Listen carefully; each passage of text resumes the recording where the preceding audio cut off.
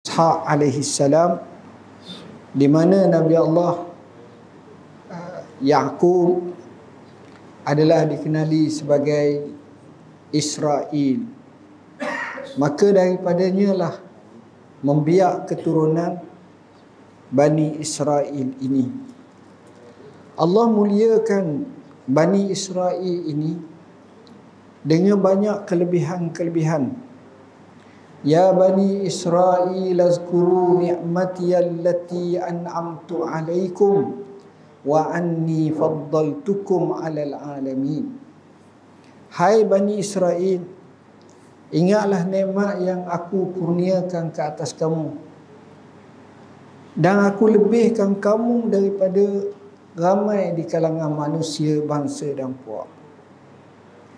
Apa kelebihan Bani Israel? Pertama, Bani Israel ini Allah turunkan kepadanya dua kitab, Taurat dan juga Injil, yang menjadi pedoman. Taurat kepada Nabi Allah Musa AS, Injil yang dianggap sebagai baru itu kepada Nabi Allah Isa AS. Kedua, Allah zahirkan daripada Bani Israel ini ramai para Nabi. Nabi Musa,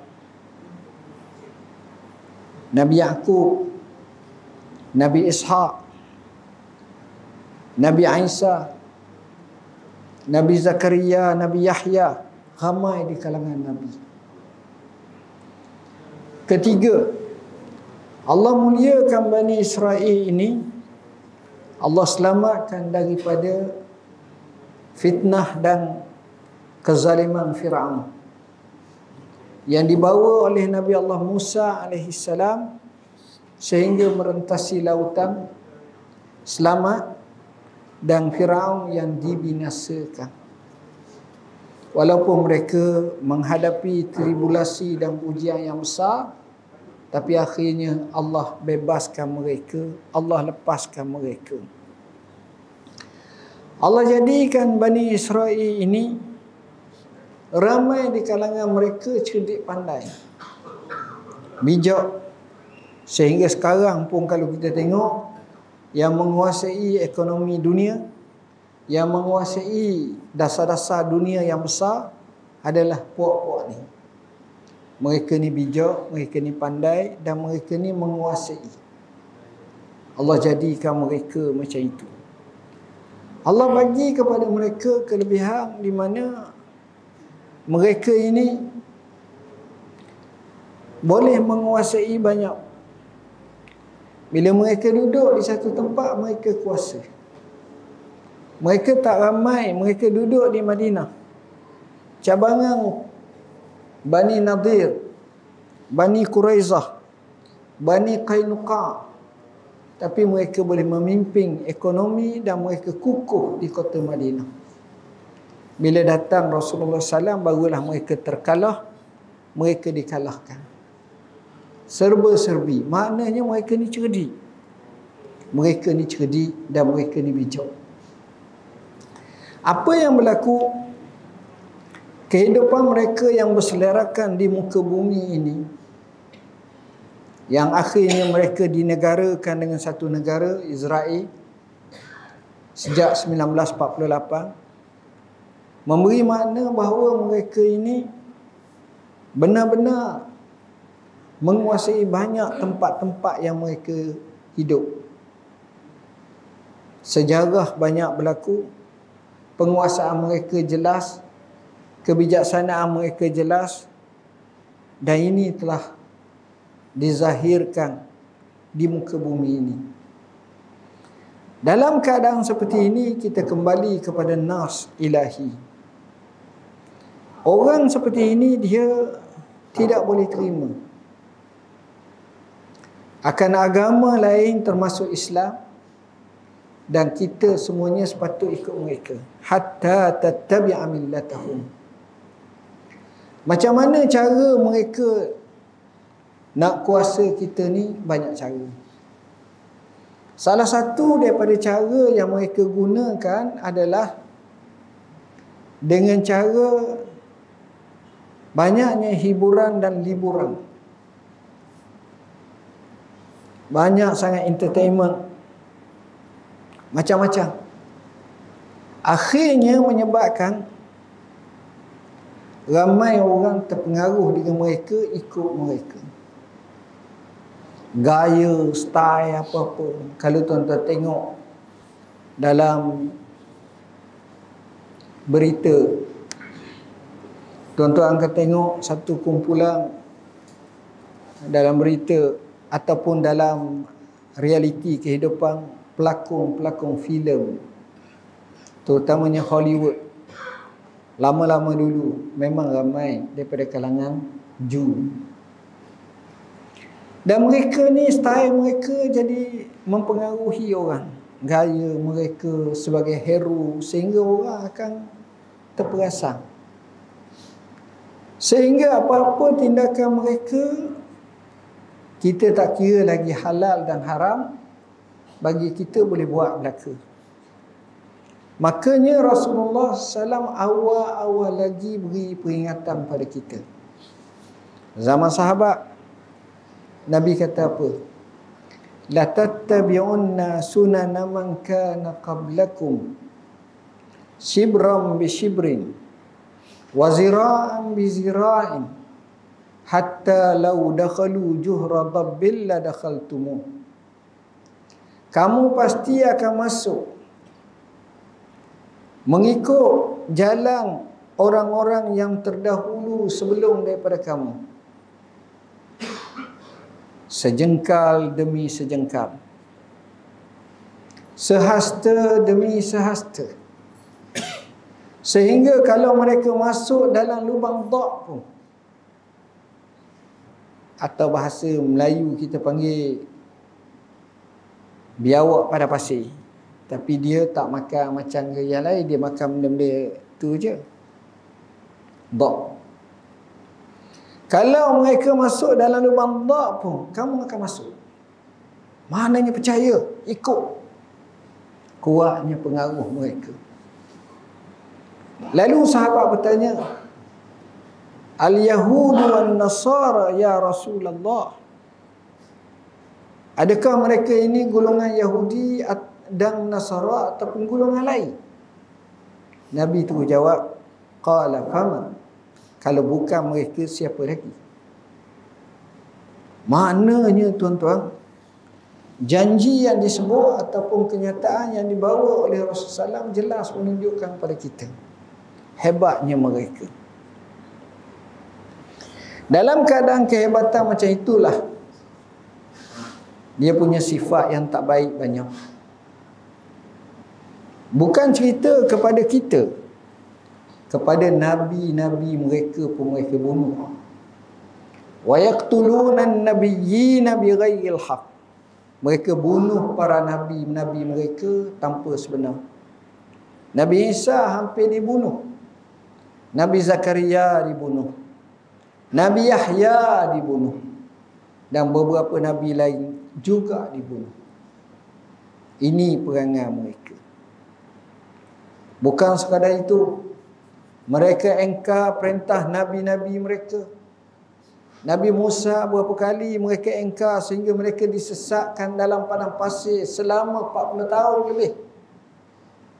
Pusing pimai-pimai tentu tempat sama je. Tapi inilah kedegilan, kebejatan, keangkuhan dan kesombongan mereka ini. Tak cukup dengan itu, mereka juga adalah orang yang banyak melakukan pengkhianatan. Khianat. Mengkhianati perjanjian yang dibuat, dijamin dengan Rasulullah SAW dalam Mitsaq Madinah. Mereka langgar. Mereka apa kisah? Dan kalau kita tengok sekarang ni, kalau PBB, mereka langgar. Sesi Agung PBB baru beri cakap, teguran sikit, mereka suruh letak jawatan. Dia punya power dia tu. Mana aku kisah? Dia rasa ego, dia rasa kuat. Ini dia Yahudi ini. Jadi tuan-tuan dan puan-puan yang dirahmati Allah, dia tak akan redha. Dia tidak akan redha kepada agama kita, sehingga kita ikut mereka. Dan ikut pun kita dikastakan dengan kasta kelas kedua, ketiga. Sebab mereka sahaja yang dianggap sebagai suci, bersih, mulia, agung. Dalam bahasa lama mereka sebut nahnu sya'bullahil mukhtar. Kami adalah rakyat Allah yang terpilih. Jadi orang lain tu macam haiwan, boleh diperkatak-katik, tak ada kemuliaan. Ini mereka sangka mereka macam tu. Sedangkan tindakan mereka yang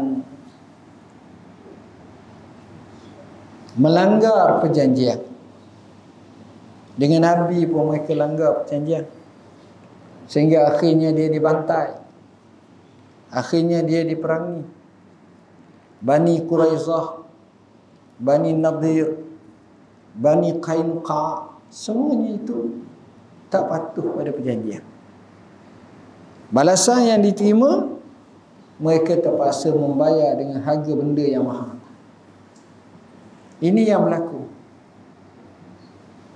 Oleh kerana itulah saya katakan kepada kita semualah, inilah kebobrokan mereka. Macam mana cara kita nak lawan dengan mereka, saya nampak sekurang-kurangnya 3 perkara. Pertama, kita kena ada ilmu. Tambah ilmu. Ilmu dunia, ilmu akhirat. Ilmu dunia, ilmu agama. Dua-dua kita tambah.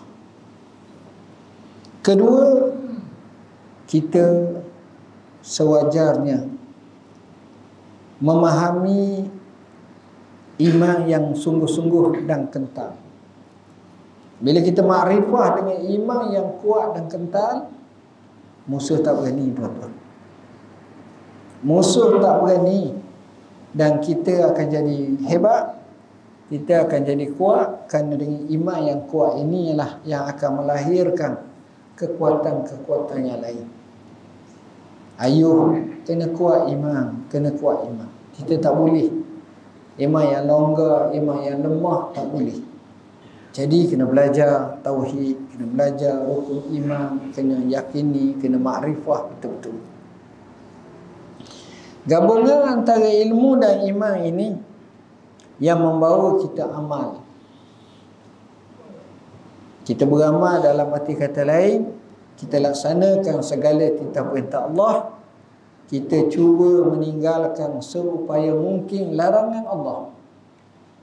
Bila ini berlaku, buat apa yang Allah suruh, tinggal apa yang Allah larang, itu petanda kebaikan. Dan nombor 3 lah saya letak, kita kena bersatu. Kita kena berpadu.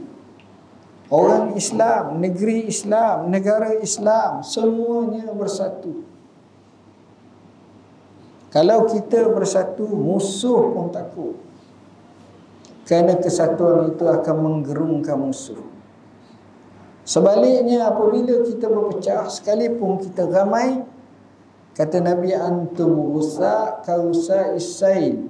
Kamu ni ramai, bak buih seperti buih-buih di lautan.